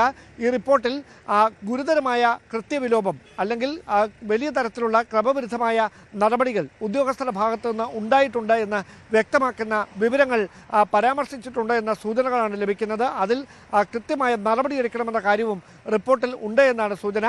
ഷൗക്കത്ത് അലിയുടെ നേതൃത്വത്തിലുള്ള പ്രത്യേക സംഘമായിരുന്നു ഇതുമായി ബന്ധപ്പെട്ട അന്വേഷണം നടത്തിയത്. ഈ അന്വേഷണത്തിൽ 5 പേരെ സർവീസിൽ നിന്ന് സസ്പെൻഡ് ചെയ്തുകൊണ്ട് അവരുടെ മൊഴിയെടുക്കുന്നതടക്കമുള്ള നടപടിക്രമങ്ങൾ പൂർത്തിയാക്കിയിരുന്നു. അതിനുശേഷമാണ് ഇതിൽ ഈ അന്വേഷണ റിപ്പോർട്ടിൽ തിരുത്തൽ വരുത്താൻ ക്രമസമാധാന ചുമതലയുള്ള ADGP ആയിരുന്ന MR അജിത് കുമാറിന്റെ ഭാഗത്തു നിന്ന് ബോധപൂർവമായ സമ്മർദ്ദമുണ്ടായി എന്ന വിവരങ്ങൾ കൂടി പുറത്തു വരുന്നത്. അത്തരത്തിൽ ആദ്യം അന്വേഷണം നടത്തിയ സംഘം അതുമായി ബന്ധപ്പെട്ട ചില മൊഴികൾ SITക്ക് നൽകിയിരുന്നു. ആ പശ്ചാത്തലത്തിൽ MR അജിത് കുമാറിന്റെ മൊഴിയും ഈ കേസുമായി ബന്ധപ്പെട്ട് SIT രേഖപ്പെടുത്തിയിട്ടുണ്ട്. അതോടൊപ്പം കഴിഞ്ഞ ദിവസം ഇതിൽ നിയമോപദേശം തേടുന്ന തരത്തിലേക്ക് കൂടി സംസ്ഥാന പോലീസ് മേധാവി കടക്കുന്ന ഒരു സാഹചര്യമുണ്ടായിരുന്നു. ഇതുമായി ബന്ധപ്പെട്ട് ലഭിച്ചിരിക്കുന്ന നിയമോപദേശത്തിന്റെ കൂടി അടിസ്ഥാനത്തിൽ MR അജിത് കുമാറിന്റെ വിശദീകരണം കൂടി ഉൾപ്പെടുത്തിക്കൊണ്ടാണ് ഈ അന്തിമ റിപ്പോർട്ട് സംസ്ഥാന പോലീസ് മേധാവി ആഭ്യന്തരമന്ത്രിക്ക് കൈമാറുക. ഇനി സർക്കാരിന്റെ ഭാഗത്തു നിന്ന് ഏത് തരത്തിലുള്ള തുടർ നീക്കങ്ങളാകും വിഷയത്തിൽ ഉണ്ടാകുക എന്നതാണ് ശ്രദ്ധേയം. പ്രതിപക്ഷ ഉപനേതൃസ്ഥാനം സംബന്ധിച്ച എല്ലാ കാര്യങ്ങളും CPI സെക്രട്ടേറിയറ്റിൽ ചർച്ചയാകുമെന്ന് ബിനോയ് വിശ്വം. അത് സ്വാഭാവികമാണ്. LDF കൺവീനറുമായി നാളെ കൂടിക്കാഴ്ച നടത്തും. CPM CPI നേതാക്കൾ തമ്മിൽ കൂടിക്കാഴ്ചകൾ നടത്താറുണ്ട്. അതിന്റെ ഭാഗമായിട്ടാണ് കൂടിക്കാഴ്ചയെന്ന് ബിനോയ് വിശ്വം പറഞ്ഞു. CPIയുടെ സംസ്ഥാന സെക്രട്ടേറിയറ്റ് യോഗവും നാളെ പാർട്ടിയുടെ സംസ്ഥാന എക്സിക്യൂട്ടീവ് കമ്മിറ്റിയും ചേർന്നിട്ട് ഇവിടെ ഇതിന്റെ പുതുമയൊന്നുമില്ല. എല്ലാ ആഴ്ചയിലും കൊടുത്തതാണ്. നോക്കാന്നേ, എപ്പോഴും ശുഭപ്രതീക്ഷയാണല്ലോ. കമ്മ്യൂണിസ്റ്റ് പാർട്ടിക്ക് രാഷ്ട്രീയ വ്യക്തതയുണ്ട്, നിലപാടുണ്ട്, ഇടതുപക്ഷ മൂല്യങ്ങളെപ്പറ്റി കാഴ്ചപ്പാടുണ്ട്. LDFന് പോകാൻ ഒറ്റ വഴിയേ ഉള്ളൂ, ഇടതുപക്ഷ മൂല്യങ്ങളെ മുറുകെ പിടിക്കുന്ന വഴിയാണ്. അതേ വഴിയുള്ള ഇന്ത്യൻ കമ്മ്യൂണിസ്റ്റ് പാർട്ടിക്കും ലെഫ്റ്റിന്റെ ആ മൂല്യങ്ങളുടെ കൂടെയായിരിക്കും എപ്പോഴും CPI. എപ്പോഴും ആ മൂല്യങ്ങൾക്ക് വേണ്ടി CPI LDFനകത്ത് ചിലപ്പോൾ പുറത്തും ശബ്ദം ഉയർത്തിയിട്ടുണ്ട്. ഇന്നും നാളെയും അത് ഇടതുപക്ഷ ജനാധിപത്യ മുന്നണിയുടെ ഇടതുപക്ഷ ആശയങ്ങളെ ശക്തിപ്പെടുത്താനും ഇടതുപക്ഷ മൂല്യങ്ങൾ ഉയർത്തിപ്പിടിക്കാൻ വേണ്ടിയാണെന്ന് എല്ലാവർക്കും ഉറപ്പിക്കാം. സ്വകാര്യ ബസ്സുടമകളുമായി ഗതാഗത മന്ത്രി ചർച്ച നടത്തിയിരുന്നു. അതിനുശേഷം ഗതാഗത മന്ത്രി മാധ്യമങ്ങളെ കാണുകയാണ്. തത്സമയം മിസ്റ്റർ മനോജ് ഇവിടെ ജോയിന്റ് ട്രാഫിക് കമ്മീഷണർ, അദ്ദേഹമാണ് കൺവീനർ. അവർക്ക് രണ്ടുപേർക്കും പുറമെ സഞ്ജയ് RJ എന്ന ഒരു ട്രാൻസ്പോർട്ട് എക്കണോമിക്സിലെ ഒരു എക്സ്പെർട്ടും കൂടി അതിലെ അംഗമാണ്. ഇത്തരത്തിൽ 5 അംഗ കമ്മിറ്റി ഞങ്ങൾ എടുത്തിരിക്കുന്നു. അവരെ നമ്മൾ അറിയിച്ചു. ഈ പേരുകളെല്ലാം അവർക്ക് വളരെ തൃപ്തികരമായിട്ടുള്ള പേരുകളാണ്. ഒരു 45 ദിവസത്തിനകത്ത് തന്നെ നിർബന്ധമായും ഈ പഠനം നീട്ടിക്കൊണ്ടുപോകാതെ അത് പൂർത്തീകരിച്ച് അവരെ അറിയിക്കും. അവരെ വീണ്ടും കൺസൾട്ട് ചെയ്യും. ഒഫീഷ്യലായിട്ട് ഈ കമ്മിറ്റി അവരുമായിട്ട് സിറ്റിംഗ് വെച്ച് അവരെ കണ്ട് സ്പെസിഫിക് ആയിട്ട് പൊതുപ്രശ്നങ്ങളല്ല, ഏതേത് പ്രദേശങ്ങളിലാണ് പ്രശ്നങ്ങൾ എന്ന് പഠിച്ച് ഗവൺമെന്റിന് റിപ്പോർട്ട് തരുന്നതിന് വേണ്ടിയാണ് ആ കമ്മിറ്റിയെ വെച്ചിട്ടുള്ളത്. മൂന്നാമതായിട്ട് ടിക്കറ്റ് ഇതര വരുമാനമുണ്ടാക്കുന്നതിനെ കുറിച്ചിട്ടുള്ള നല്ല വിശദമായ ഒരു ചർച്ച നടന്നു. അതിൽ ഇപ്പോൾ പാർസല്, കൊറിയർ, അഡ്വർടൈസ്മെന്റ്, ഈ 3 കാര്യങ്ങളാണ് ചർച്ചയ്ക്ക് വന്നിട്ടുള്ളത്. അത് മോർത്തിന്റെ നിയമങ്ങൾക്ക് വിധേയമായിക്കൊണ്ട് തന്നെ ഇപ്പോൾ കൊറിയർ സർവീസ് നടത്തുന്നതിന് ബുദ്ധിമുട്ടൊന്നും ഇല്ല. പാർസൽ സർവീസിന്റെ വെയിറ്റ് തുടങ്ങിയിട്ടുള്ള കാര്യങ്ങൾ, അതിന് മുകളിൽ ഇത് കയറ്റാൻ പറ്റുമോ എന്നുള്ള കാര്യത്തിൽ പണ്ട് പറ്റുമായിരുന്നു. ഇപ്പോൾ ചില നിബന്ധനകളും കാര്യങ്ങളും ഉണ്ട്. അതുപോലെ തന്നെ അഡ്വർടൈസ്മെന്റിന്റെ കാര്യത്തിൽ ലിബറൽ ആയിട്ടുള്ളൊരു സമീപനമാണ് ഗവൺമെന്റ് ഇപ്പോൾ എടുത്തിട്ടുള്ളത്. അപ്പോൾ അവർക്ക് അഡ്വർടൈസ്മെന്റുമായി ബന്ധപ്പെട്ട കുറേ ഇഷ്യൂസ് അവർ പറഞ്ഞു. വാഹനങ്ങളുടെ അകത്തും പുറത്തും അഡ്വർടൈസ്മെന്റ് കൊടുക്കാനുള്ള ഒരു അനുവാദം നമ്മൾ അവർക്ക് കൊടുക്കുകയാണ്. അപ്പോൾ അതൊരു അവരതിനെ വളരെയധികം സ്വാഗതം ചെയ്തിട്ടുണ്ട്. അതുപോലെ റോഡ് ടാക്സ് നമ്മളത് കുറച്ചു എന്നുള്ളത് നിങ്ങൾക്ക് എല്ലാവർക്കും അറിയാം, പകുതിയായിട്ട് കുറച്ചു. ആ കുറച്ച ടാക്സ് തന്നെ ആവശ്യമുള്ളവർക്ക് മന്ത്ലി അടയ്ക്കാവുന്നതാണ്. ഇപ്പം 3 മാസം കൂടുമ്പോഴാണ് അടയ്ക്കേണ്ടത്. അതേപോലെ തന്നെ 50% ഒരു വൺ ടൈം സെറ്റിൽമെന്റ് ഈ ചെലവിന്റെ കാര്യത്തിൽ നമ്മൾ നേരത്തെ തന്നെ പ്രഖ്യാപിച്ചിരുന്നു. അതും 3 മാസം സമയം കൊടുത്തുകൊണ്ടുള്ള വളരെ ലിബറൽ ആയിട്ടുള്ള ഒരു കാര്യമാണ് ചെയ്യുന്നത്. അതുപോലെ തന്നെ വളരെ വിശദമായിട്ടുള്ള ചർച്ചയിൽ ഉദാഹരണത്തിന് എറണാകുളത്തു നിന്നും വന്നിട്ടുള്ള ഒരു പ്രതിനിധി പറഞ്ഞത് ഒരു 10-40 വർഷം മുൻപ് ഉണ്ടാക്കിയിട്ടുള്ള ടൈമിംഗ് ആണ് ഉള്ളത്. ആ ടൈമിന് ഉദാഹരണത്തിന് കാക്കനാട്ട് നിന്ന് സൗത്ത് റെയിൽവേ സ്റ്റേഷനിലേക്ക് എത്താൻ 39 മിനിറ്റ് മതിയെന്നാണ് നിയമം.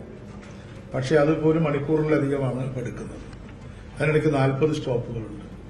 അപ്പം ഇത്തരത്തിൽ എത്രയോ കാലമായിട്ട് അഡ്രസ് ചെയ്യാത്ത വിഷയങ്ങളുണ്ട്. ഇതിനെ ചൊല്ലിയൊക്കെയാണ് വലിയ സംഘർഷങ്ങളും വഴക്കുകളൊക്കെ പലപ്പോഴും ഉണ്ടാകുന്നത്. അത്തരത്തിലുള്ള കാര്യങ്ങൾ route planning automation Kerala bus എന്ന പേരിൽ റൂട്ടിനെ ഒരു ഓട്ടോമേറ്റഡ് സിസ്റ്റത്തിലേക്ക് കൊണ്ടുവന്ന് ആർട്ടിഫിഷ്യൽ ഇന്റലിജൻസ് എല്ലാം ഉപയോഗിച്ചുകൊണ്ട് എങ്ങനെ അതിനെ റാഷണലൈസ് ചെയ്യാൻ പറ്റും, എങ്ങനെ വെർജിൻ റൂട്ടുകൾ പുതിയ അർബൻ നോഡുകൾ കേരളത്തിൽ ഉണ്ടായിട്ടുണ്ട്.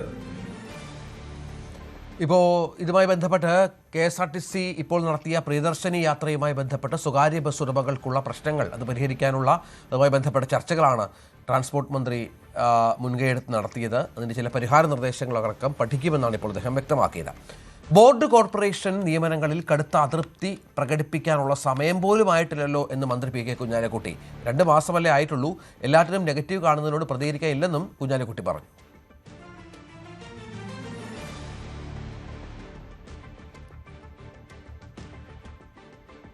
KPCC അധ്യക്ഷ സ്ഥാനത്തിൽ ഉചിതമായ സമയത്ത് തീരുമാനമുണ്ടാകുമെന്ന് AICC general secretary KC Venugopal. തീരുമാനം വൈകിട്ടില്ലെന്നും KC വേണുഗോപാൽ വ്യക്തമാക്കി. അല്ല, അത് ഉചിതമായ സമയത്ത് പാർട്ടി തീരുമാനമെടുക്കും. ഇത്തരം കാര്യങ്ങളിൽ പാർട്ടിക്കൊരു മാർഗങ്ങളുണ്ട്, വ്യവസ്ഥാപിതമായിട്ടില്ല. അതുകൊണ്ട് ഉചിതമായ രീതിയിൽ ഉചിതമായ സമയത്ത് തീരുമാനം വരും. KPCC president advocate Sunny Joseph അദ്ദേഹം മന്ത്രിയുടെ ചുമതല കൂടി വഹിക്കുന്നത് കൊണ്ട് അദ്ദേഹത്തിന്റെ കൂടി ആഗ്രഹം അനുസരിച്ചുള്ള ഒരു പുതിയ സംവിധാനം പാർട്ടി ആലോചിച്ച് ചെയ്യും. വലിയ പ്രയാസമുണ്ട്. 2 മാസമല്ലേ ആയിട്ടുള്ളൂ.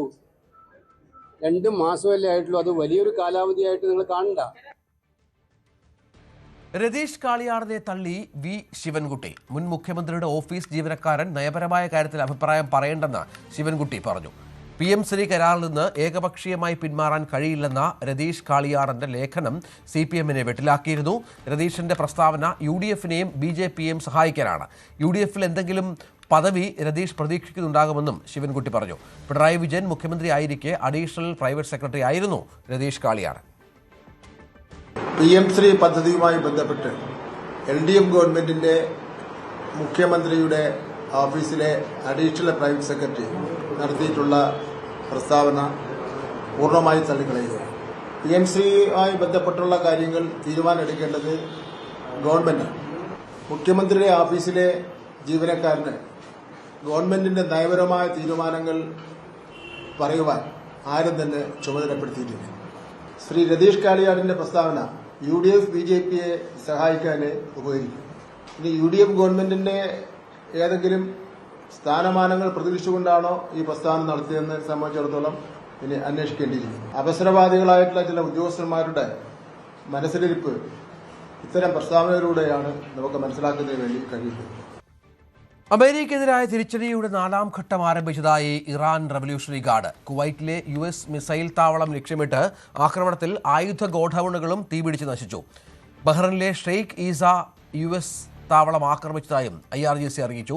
ബന്ദർ അബ്ബാസിൽ US-ന്റെ ഡ്രോൺ വെടിവെച്ചിട്ടതായും ഇറാൻ അവകാശപ്പെട്ടു. ഇറാന്റെ 4 മിസൈലുകൾ തകർത്തതായി ജോർദാൻ അറിയിച്ചു. ഇറാനിലെ 12 സ്ഥലങ്ങളിൽ അമേരിക്ക വ്യോമാക്രമണവും നടത്തി.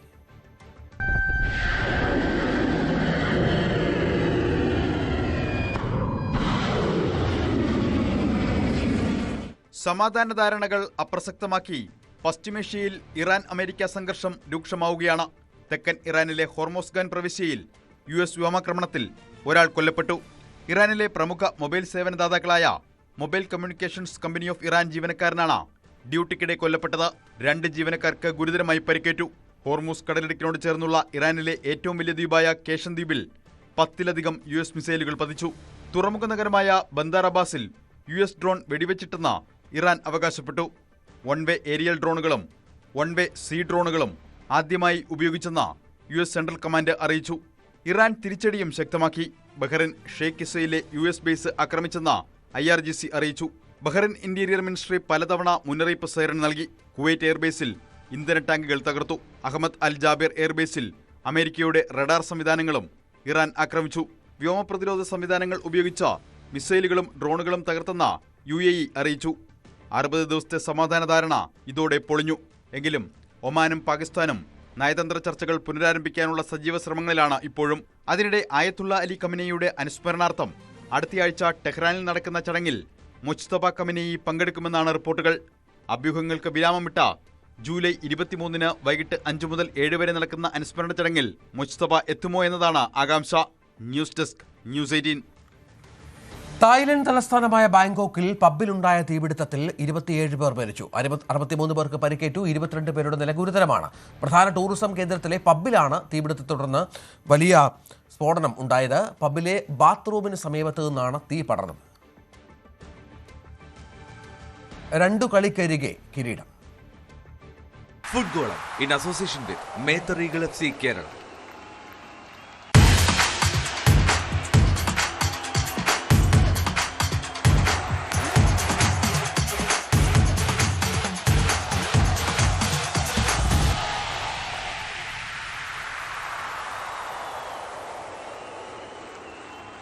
ലോകകപ്പ് ചരിത്രം പരിശോധിച്ചാൽ ഇംഗ്ലണ്ട് അർജന്റീന മത്സരങ്ങൾ എപ്പോഴും നാടകീയവും ആവേശകരവുമാണ്.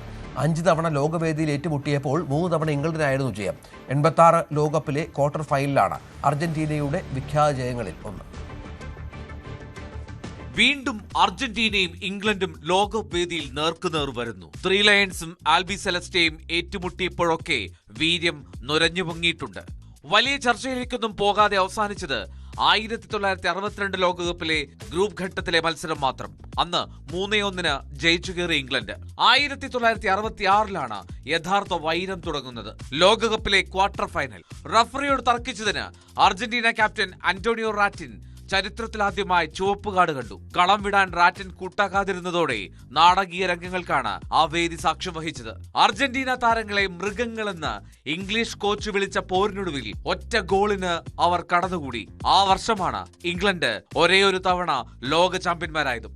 20 വർഷം കഴിഞ്ഞ് 86 അടുത്ത പോരാട്ടം. ഫ്രോക്ലാൻഡ് യുദ്ധത്തിന്റെ പശ്ചാത്തലമുള്ളതിനാൽ കളത്തിലും ആ വൈരം പ്രകടമായിരുന്നു. അന്ന് മെക്സിക്കോ സിറ്റിയിലെ അസ്റ്റെക്ക സ്റ്റേഡിയത്തിൽ 2 സംഭവങ്ങളുണ്ടായി. ഒന്ന് കുപ്രസിദ്ധമായ ദൈവത്തിന്റെ കൈ, 2 ഫുട്ബോൾ ദൈവത്തിന്റെ നൂറ്റാണ്ടിലെ ഗോളും. മറഡോണയുടെ ഗോളുകളിൽ ഇംഗ്ലണ്ടിനെ 2-1 പരാജയപ്പെടുത്തിയാണ് അർജന്റീന സെമിയിലെത്തിയത്. പിന്നീടൊരു പോരിനായി 12 വർഷത്തെ കാത്തിരിപ്പ്. 98 ലോകകപ്പിലെ പ്രീ ക്വാർട്ടറിൽ വീണ്ടും പോർമുഖം തെളിഞ്ഞു. ഡീഗോ സിമിയോണിയെ ഫൗൾ ചെയ്തതിന് ഡേവിഡ് ബെക്കാമിന് ചുവപ്പ് കാർഡ് കിട്ടിയ മത്സരം. 2-2 സമനില ഭേദിച്ചത് പെനാൽറ്റി ഷൂട്ടൌട്ടിൽ. 4-3 അർജന്റീന ജയം സ്വന്തമാക്കി. തൊട്ടടുത്ത പതിപ്പിൽ ബെക്കാം പകരം വീട്ടി. 2002 ഗ്രൂപ്പ് ഘട്ടത്തിലെ പോരിൽ ബെക്കാമിന്റെ പെനാൽറ്റി ഗോളിൽ 1-0 ജയം സ്വന്തമാക്കി ഇംഗ്ലണ്ട്. അങ്ങനെ ചരിത്രത്തിൽ ഇടം പിടിച്ച പോരാട്ടങ്ങളുടെയും പോരാളികളുടെയും പിന്മുറക്കാർ വീണ്ടും ഏറ്റുമുട്ടുമ്പോൾ ആ പഴയ വൈരത്തിന്റെ ചില മുറിപ്പാടുകൾ കാണാനിടയുണ്ട്. 6 ലോകകപ്പുകൾ കളിച്ചിട്ടുള്ള മെസ്സിക്ക് ഇത് അവസാന ലോകവേദിയാണ്. എന്നാൽ ഇതിഹാസ താരത്തിന് ഇംഗ്ലണ്ടിനെതിരെ കന്നി മത്സരമാണ്. World cup desk news 18. ഈ ലോകകപ്പിൽ ഏറ്റവും കൂടുതൽ ശ്രദ്ധ പിടിച്ചു പറ്റിയ ടീമാണ് കേപ്പ് വെർദെ. നോക്കൌട്ടിൽ പുറത്തായെങ്കിലും ലോകമെമ്പാടുമുള്ള ഫുട്ബോൾ പ്രേമികളുടെ ഹൃദയം കവർന്നാണ് ഈ ആഫ്രിക്കൻ രാജ്യം മടങ്ങിയത്. കേപ്പ് വെർഡെയുടെ ഈ ചരിത്ര മുന്നേറ്റത്തിന് പിന്നിൽ രാജ്യത്തെ ഫുട്ബോൾ അക്കാദമിയുടെ വർഷങ്ങൾ നീണ്ട പ്രയത്നമുണ്ട്. ഈ ലോകകപ്പിൽ ഏറ്റവും കൂടുതൽ ശ്രദ്ധ പിടിച്ചു പറ്റിയ ടീമാണ് കേപ്പ് വെർഡെ. ആകെ 6 ലക്ഷത്തോളം മാത്രം ജനസംഖ്യയുള്ള കേപ്പ് വെർഡെ പ്രീ ക്വാർട്ടറിന് തൊട്ടരികെ വരെയെത്തിയ ടീമിന്റെ മികവിൽ ആവേശം കൊള്ളുകയാണ് ഈ കുഞ്ഞൻ രാജ്യത്തിന്റെ യുവതലമുറ. തലസ്ഥാനമായ പ്രയയിലെ ഫുട്ബോൾ അക്കാദമിയിൽ യുവതാരങ്ങൾ ഭാവിയിലേക്കുള്ള കഠിന പരിശീലനത്തിലാണ്.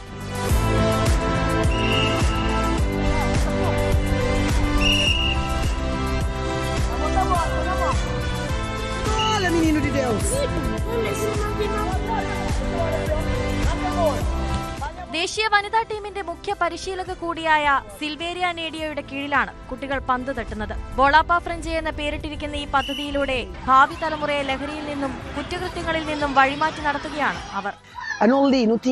Foi bom para não tinha um relva que já estava identificado, mas depois que ela torna por novo relva, não está só ali na federação, tem um grande obrigado para o presidente da Federação de Futebol, que aposta logo na primeiramente quando foi criada a escola bola para frente e aposta, não tem um campo durante o dia inteiro, nunca tive problema com falta de espaço para treinar, e daquele campo ali, o único que sei, que os melhores jogadores que estão na diáspora, foi ali que sei, ainda continua a dar jogadores para a diáspora, ainda continua a apoiar jogadores individualmente, não tem canto na caminho, então está ali, mas não sabemos seguro, graças a Deus.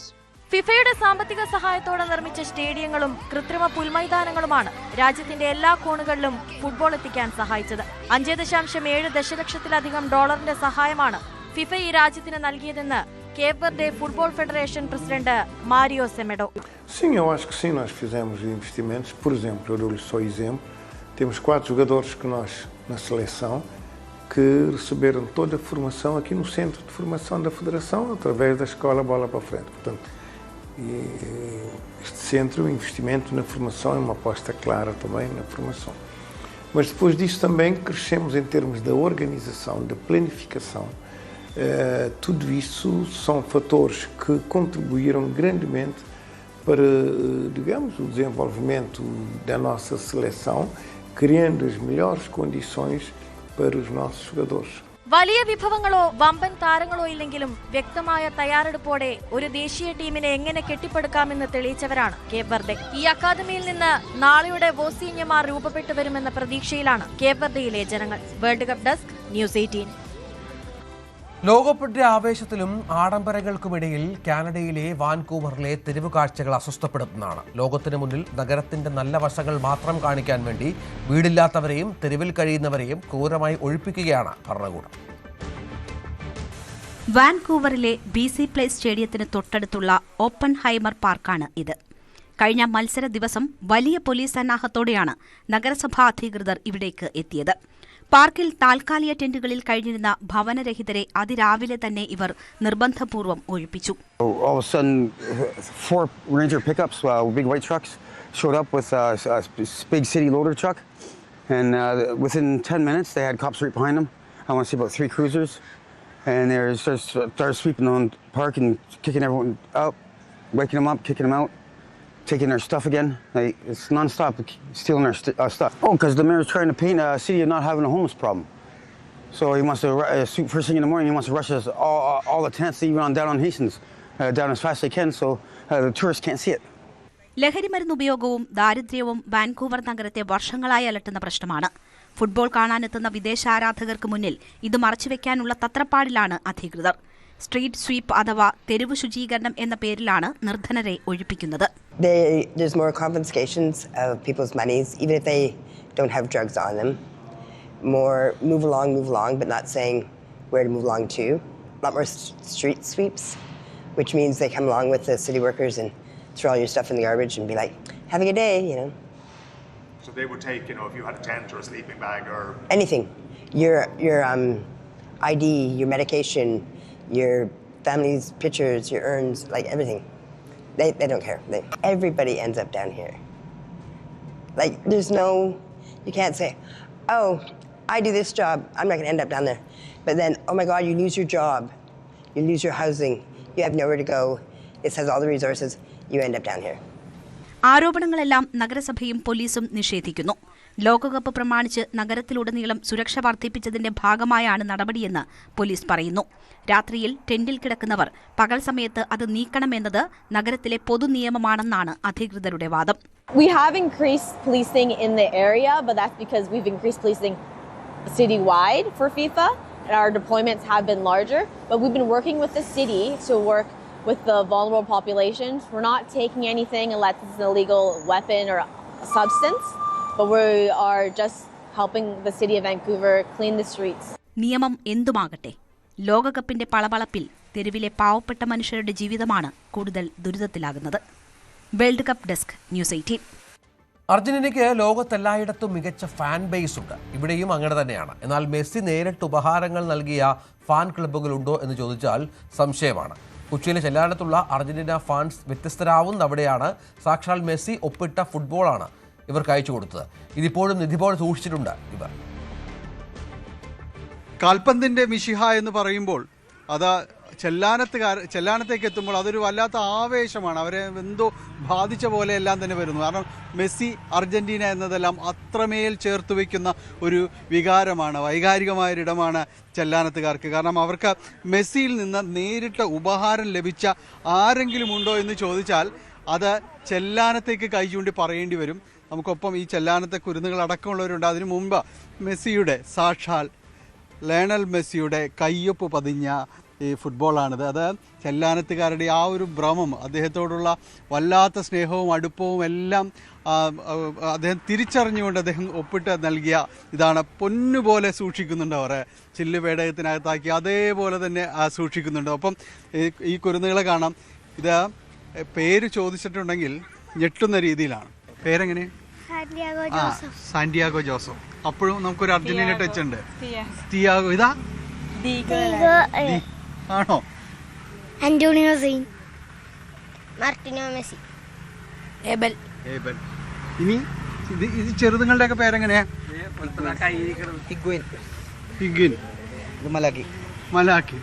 എല്ലാം നമ്മൾ ഈ പേരുകാരെല്ലാം Argentinian ടീമിൻ്റെ ഭാഗമാണ്, ആളുകളാണ്. അത് അവരോടുള്ള ആ ഒരു സ്നേഹവും ഇഷ്ടവും എല്ലാം കുട്ടികളിലേക്ക് എത്തിക്കുന്നത്. അപ്പോൾ ഇവിടെ വന്നൊക്കെ ഇവിടെ മെസ്സി ഒന്ന് നിന്നേ, തിയാഗോ ഒന്ന് നിന്നേന്നെല്ലാം തന്നെ പറഞ്ഞു പോകുന്ന ആ രീതിയിലേക്ക് ഇവിടെ ഈ ഒരു ഗ്രാമം മാറുന്നുണ്ട്. അത്ര കണ്ട ഇഷ്ടമാണ്. എങ്ങനെയുണ്ട് പിള്ളേരൊക്കെ? എല്ലാവരും ആവേശത്തിലാണ് അർജന്റീന. അതെ അതെ, ഭയങ്കര ആവേശത്തിലെല്ലാവരും. കാരണം മെസ്സി ഫാൻസ് ആണ് ഇവിടെ ഉള്ളവരെല്ലാവരും തന്നെ. എൻ്റെ ഹസ്ബൻഡ് ആണെങ്കിലും ഭയങ്കര ഒരു ഫാനാണ്. പുള്ളി വഴിയാണ് ഞാനിപ്പോൾ ഭയങ്കര മെസ്സി ഫാനായി മാറി. അർജന്റീന ഫാൻസാണ് ഞങ്ങളെല്ലാവരും. കുട്ടികളുടെ പേരുകളൊക്കെ അത്ര കടുത്ത ഫാൻസ് ആയതുകൊണ്ടാണ് അവരങ്ങനെ ആ പേരിലേക്ക് വന്നത് തന്നെ. അവരുടെ മക്കളും അതേപോലെ തന്നെ അർജന്റീന ഫാൻസാണ്. മെസ്സിയോട് ഭയങ്കര ആരാധകരാണ്. മക്കളെ, നിങ്ങൾ ക്ലാസ്സിൽ ചെന്ന് പേരൊക്കെ പറയുമ്പോ എന്ത് തോന്നും? പിള്ളേർക്കൊക്കെ ഇഷ്ടമാണോ? അതറിഞ്ഞൂടാ. എല്ലാരും വിളിക്കാറുണ്ടോ? ടീമൊക്കെ മത്സരിക്കുമ്പോഴേ വിശേഷമൊക്കെ ചോദിക്കാറുണ്ടോ? ഇവിടുത്തെ കാര്യങ്ങളൊക്കെ ചോദിക്കാറുണ്ടോ? ആവേശമൊക്കെ എങ്ങനെയുണ്ട്? ചോദിക്കും. ഫുട്ബോളൊക്കെ ക്ലാസ്സിൽ പറയാറുണ്ടോ? നമ്മൾ അർജന്റീന തന്നെ, മാറ്റമൊന്നുമില്ല, ഒരു മാറ്റമില്ല. അർജന്റീന തന്നെ അല്ലേ? ഏതായാലും കുട്ടികളുടെയൊക്കെ ഒരു വികാരം അതാണ്. അർജന്റീന എന്നുള്ള ആ രീതിയിൽ തന്നെയാണ് അവരെല്ലാവരും ഉള്ളത്. ഇത് കഴിഞ്ഞ കുറേ നാളുകളായിട്ട് നമ്മൾ ഇവിടെ വന്ന് ഇതിനൊരു ആവേശമൊക്കെ കാണുകയാണ്. ഒരിറ്റും കുറവില്ല. ഇല്ല, കുറവില്ല. ഇവിടെ പണ്ട് തൊട്ട് തന്നെ ഭയങ്കര ആഘോഷത്തിലാണ് ചെയ്യണം എല്ലാ കാര്യങ്ങളും. അർജന്റീന എന്നൊരു ടീമിനെ പറ്റി ഒരുപാട് ആൾക്കാരുണ്ട് ഇവിടെ, ഫാൻസ്. പണ്ട് തൊട്ടുള്ള പ്രായമുള്ള ആൾക്കാർ കൂട്ടാണ് അർജന്റീന. അതുപോലെ തന്നെ ബ്രസീലിന്റെ ആൾക്കാരും ഉണ്ട് ഇവിടെ. അർജന്റീനയോട് ഒരു ഇഷ്ടം കൂടുതലാണ്. അങ്ങനെയാണ് ഒരു മത്സരത്തിൽ ബോൾ കിട്ടിയത്. ഈ പന്ത് ഏത് വർഷം വന്നത്? പന്ത് കഴിഞ്ഞതിന് മുമ്പത്തെ വേൾഡ് കപ്പിനാണ് കിട്ടിയത്. ഇതിപ്പോ വലിയ കാര്യമായിട്ട് നിങ്ങൾ സൂക്ഷിച്ചുകൊണ്ട് നടക്കുന്നു. അതെ, ഇത്ര നാളും ഇനി എത്ര ആളുകൾ സൂക്ഷിക്കും. ഇത് എവിടെ വെക്കുക നിങ്ങള്? ഇത് നമ്മളുടെ ഒരു ചേട്ടൻ്റെ വീട്ടിലാണ് ഇവിടെ വെക്കുന്നത്. പുള്ളിയുടെ വീട്ടിലാണ്. അപ്പൊ കിട്ടിയപ്പോ തൊട്ട് തന്നെ പുള്ളിയുടെ വീട്ടിലാണ് വെക്കുന്നത്. ഇത് പീറ്റർ എന്ന് പറഞ്ഞാൽ പീറ്റോ എന്ന് എല്ലാവരും വിളിക്കുന്ന ഇവിടുത്തെ അർജന്റീനൻ ഫാൻസിന്റെ ഒരു മൂത്താശ്ശേരി എന്നൊക്കെ പറയാം. ഇതൊക്കെ എങ്ങനെ സംഘടിപ്പിക്കുന്നത്? മൂത്താശ്ശേരിയുടെ മക്കളാണ്. ഇതിനു മുമ്പ് നമ്മൾ കണ്ടത് ഡിയോഗോയും പിന്നെ സാന്തിയാഗോ. മൂത്താശ്ശേരി ഞങ്ങളെ ഏൽപ്പിച്ചിട്ട് പോയിരിക്കുക. പുള്ളിയുടെ പേര് ഫ്രെഡി എന്നാണ്. ഫ്രെഡി. ഇതിപ്പോ വലിയ ചെലവ് വന്നിട്ടുണ്ടോ? ഇത് ചെലവ് വന്നിട്ടുണ്ട്. ഇത് ഒരു ഏകദേശം 1 ലക്ഷം രൂപ വന്നിട്ടുണ്ട്. 1 ലക്ഷം രൂപത്തോളം വന്നിട്ടുണ്ട്. ഇതിലിപ്പോ മിക്കവാറും നിങ്ങൾക്ക് ഇഷ്ടപ്പെട്ട എല്ലാവരെയും കട്ടൗട്ടും കാര്യങ്ങളെല്ലാം തന്നെ നിറച്ചിട്ടുണ്ട് അല്ലേ? എല്ലാ കളിക്കാരും ഉണ്ട്. എല്ലാ കളിക്കാരും എന്ന് പറയുമ്പോഴത്തേക്കും നമ്മളൊക്കെ എല്ലാവരും എന്താണ് 90s ആണല്ലോ. അപ്പൊ നമ്മ ആദ്യം കളി ഉണ്ടാക്കണത് ഒട്ടേക, ബാറ്റിസ്റ്റൂഡ, പിന്നെ അയാള, അങ്ങനെയുള്ളവരുടെ കളിയാണ് നമ്മ ഇപ്പൊ കണ്ടു തുടങ്ങിയേക്കണത്. അപ്പൊ ആ ഒരു സെക്ഷൻ, ആ ഒരു ഗോൾഡൻ ജനറേഷൻ ആയിരുന്നു ഈ അർജന്റീനയുടെ. ഈ 98-ലെയും പിന്നെ ഈ 2002-ലേക്ക് ടീം, അവരൊക്കെ മാക്സിമം നമ്മൾ ഉൾക്കൊള്ളിക്കാനുള്ള എല്ലാവരെയും ഉൾക്കൊള്ളിച്ചിട്ടുണ്ട്. പക്ഷെ ഇതിൽ ഒരു മിസ് എന്ന് പറയുമ്പോഴത്തേക്കും ഏരിയയിൽ ഒട്ടേക ഈ ഭാഗത്തായിട്ടാണ് ഞങ്ങൾ വെച്ചത്. ഒട്ടേക വീണുപോയതല്ല, ആ കഴിഞ്ഞ കളി ജയിച്ചതിന്റെ സന്തോഷത്തിന് ഒന്ന് കെട്ടിപ്പിടിച്ചപ്പോ ഞങ്ങളുടെ കൂടി താഴെ വീണതാ. ഇനിയിപ്പോ ഇവിടെ ഇനി കഴിഞ്ഞ തവണ വരുമ്പോൾ എനിക്ക് ഓർമ്മയുണ്ട് പീറ്റർ പറഞ്ഞു നമ്മൾ കപ്പടിച്ചിട്ട് തീരുള്ളൂ എന്ന് പറഞ്ഞു. ഈ പ്രാവശ്യം അത് തന്നെ പറയാനുള്ളൂ. അത് തന്നെയാണ് വാമോസ് അർജന്റീന ഒറ്റൊരു വാക്കുകള് കപ്പടിച്ചിരിക്കും. അതാണ് സ്പിരിറ്റ് എന്ന് പറയുന്നത്. ചെല്ലാനത്തേക്ക് വരുമ്പോഴേക്ക് കുറെ സന്തോഷമുണ്ട്. കാരണം നമ്മളും എല്ലാവരും അർജന്റീനൻ ഫാൻ ആയതുകൊണ്ടായിരിക്കാം കൂടുതലും. അപ്പോൾ ഇത്തവണയും കപ്പടിച്ചേ പിന്മാറുള്ളൂ എന്നുള്ള രീതിയിൽ തന്നെ മിശിഹായും സംഘവും മുന്നേറുമ്പോഴേക്കും ഇനിയുള്ളത് ഈ ഒരു സ്വർണ്ണക്കപ്പ ഇത്തവണയും അർജന്റീനയ്ക്കൊപ്പം പോകും. അതിനുവേണ്ടിയുള്ളൊരു കാത്തിരിപ്പിലാണ് എല്ലാവരും. ചെല്ലാനത്ത് ഇവിടെ ഈ അർജന്റീനയുടെ അത്ര കണ്ട് ഇഷ്ടപ്പെടുന്ന ആളുകളും അവരെല്ലാവരും കാത്തിരിക്കുന്നത് ആ ഒരു സുവർണ നിമിഷത്തിന് വേണ്ടി തന്നെയാണ്. ചെല്ലാനത്ത് നിന്ന് ക്യാമറമാൻ പ്രശാന്ത് മംഗലശ്ശേരിക്കൊപ്പം ഡാനി പോൾ, ന്യൂസ് 18.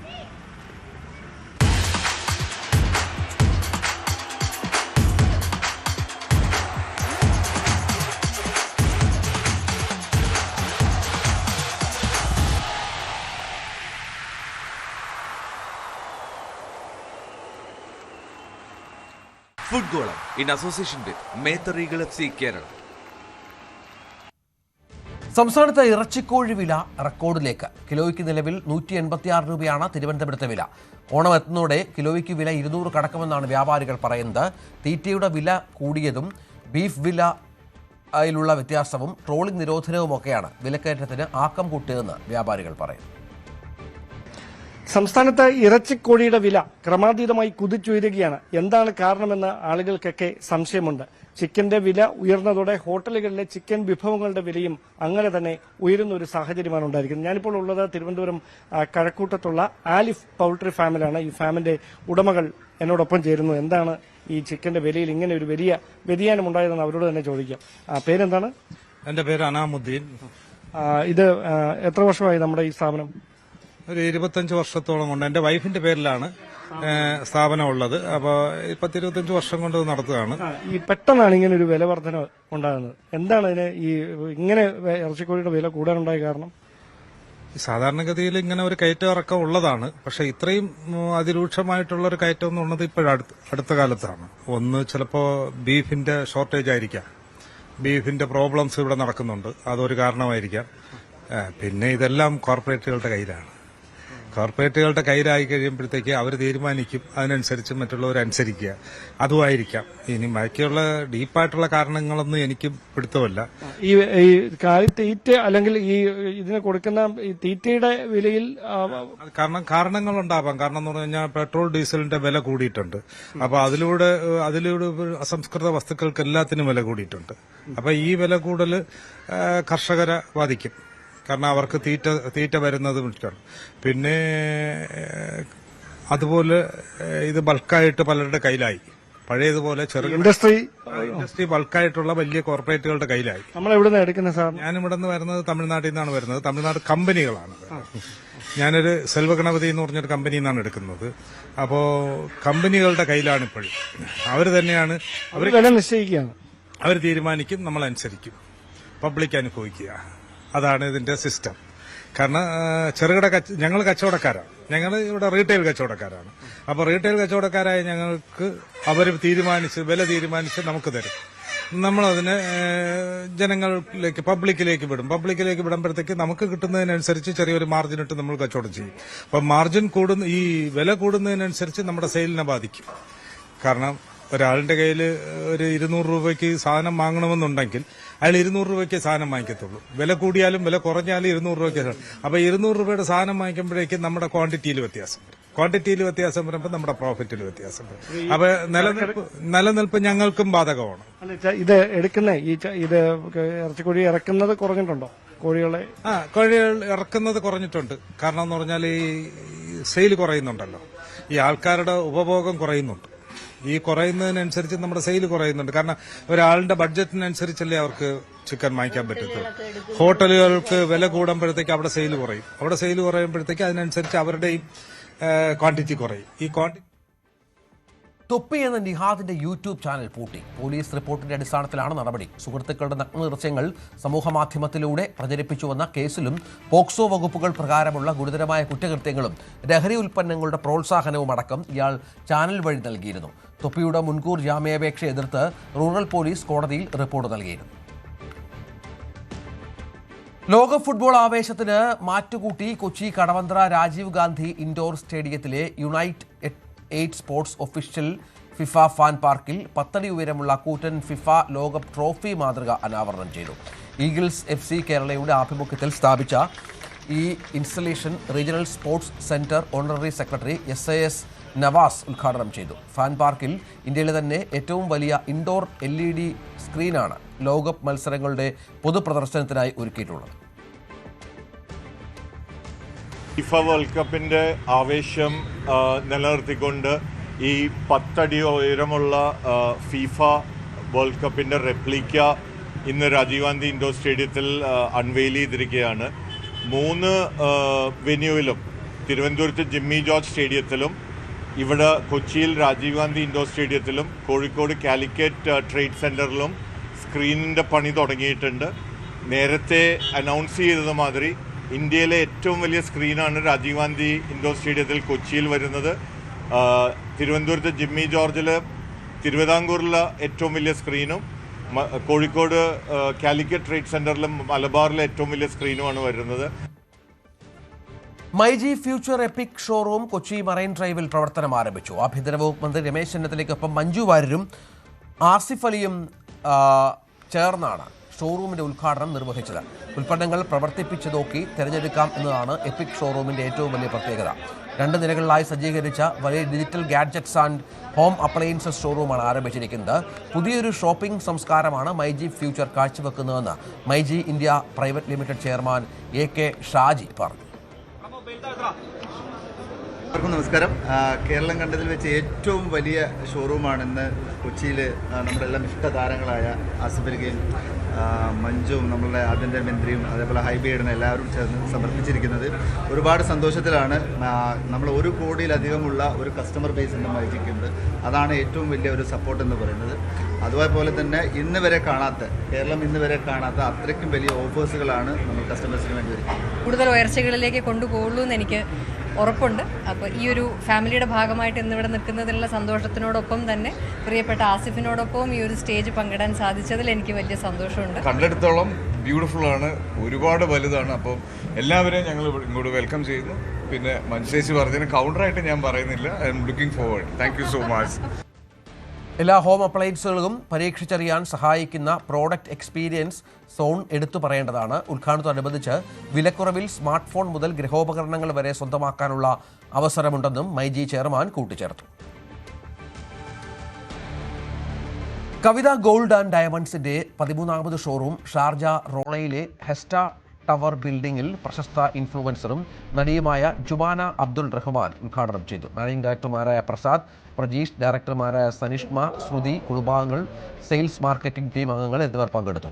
ഷാർജയിലെ റോള സ്ക്വയർ പാർക്കിന് സമീപം ഹയൽ ഖർ അൽ ഖുവൈറിലെ എസ ടവർ ബിൽഡിംഗിലാണ് ഷോറൂം.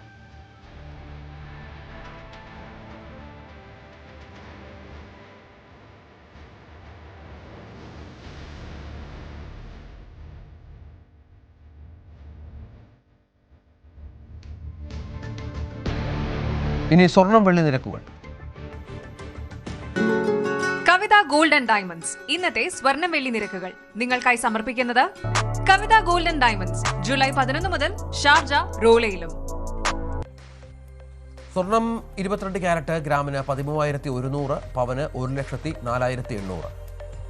സ്വർണം 18 ക്യാരറ്റ് ഗ്രാമിന് 10,825, പവന് 86,600. വെള്ളി ഗ്രാമിന് 235, കിലോയ്ക്ക് 2,35,000. കവിത ഗോൾഡ് ആൻഡ് ഡയമണ്ട്സ് ഇന്നത്തെ സ്വർണം വെള്ളി നിരക്കുകൾ നിങ്ങൾക്കായി സമർപ്പിച്ചത് കവിത ഗോൾഡ് ആൻഡ് ഡയമണ്ട്സ്. ജൂലൈ 11 മുതൽ ഷാർജ റോളയിലും. പകൽ വാർത്ത പൂർണ്ണമാകുന്നു. നമസ്കാരം.